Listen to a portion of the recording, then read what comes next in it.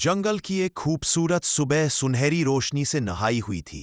पेड़ों के बीच ताजी हवा नाचती घूम रही थी और उसी माहौल में भालू बबलू अपनी नई दुकान बना रहा था। लकड़ी की झोंपड़ी कुछ ही घंटों में चमकदार सजावट, लाइटों और रंगीन झालरों से सजी एक सुंदर दुकान में बदल गई।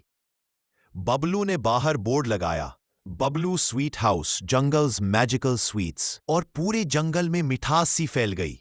अंदर कांच की अलमारियों में जादुई मिठाइयां चमक रही थीं, जैसे किसी ने आसमान के रंग उनमें भर दिए हों।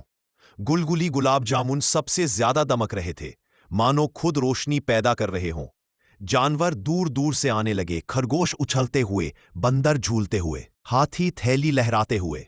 कोई भी मिठाई चखते ही उनकी आंखें चमक उठतीं और चेहरे खिल जाते।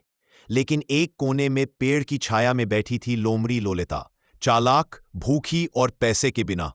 मिठाइयों को देखकर उसकी पुरानी चोरी वाली आदत फिर जाग उठी। मौका मिलते ही वह दुकान में चुपचाप घुसी और सीधे एक बड़े रसगुल्ले पर टूट पड़ी।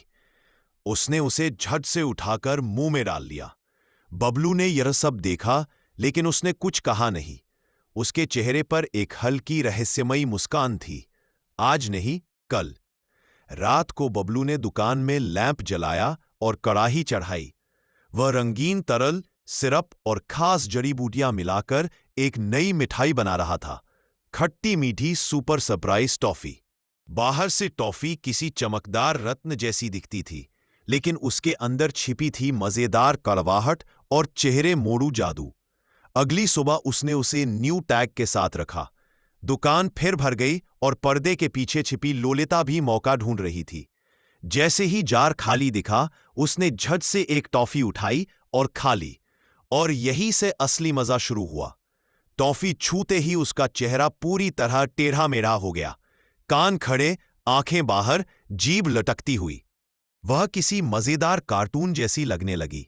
सारे जानवर हंसी से लोटपोट हो गए। बंदर पेड़ से गिर पड़े, हाथी सूंड पकड़कर हंसने लगे, खरगोश पेट पकड़कर घूमने लगे। बबलू आगे आया और बोला, कैसा लगा? समझ आई चोरी की मिठास? लोलिता शर्म से सिर झुका बैठी थी। उसने धीरे से कहा, मैं अब से हमेशा पैसे दूंगी। उस दिन जंगल ने एक नया नियम बना लिया, ईमानदारी ही सबसे मीठी मिठाई है। लोलिता अब दुकान की सबसे अच्छी ग्राहक बन चुकी थी और बबलू मुस्कुराकर कहता, देखा, पैसे देकर खाई मिठाई और मीठी लगती है। और इसी तरह बबलू स्वीट हाउस जंगल में खुशियों की रोशनी फैलाता रहता था।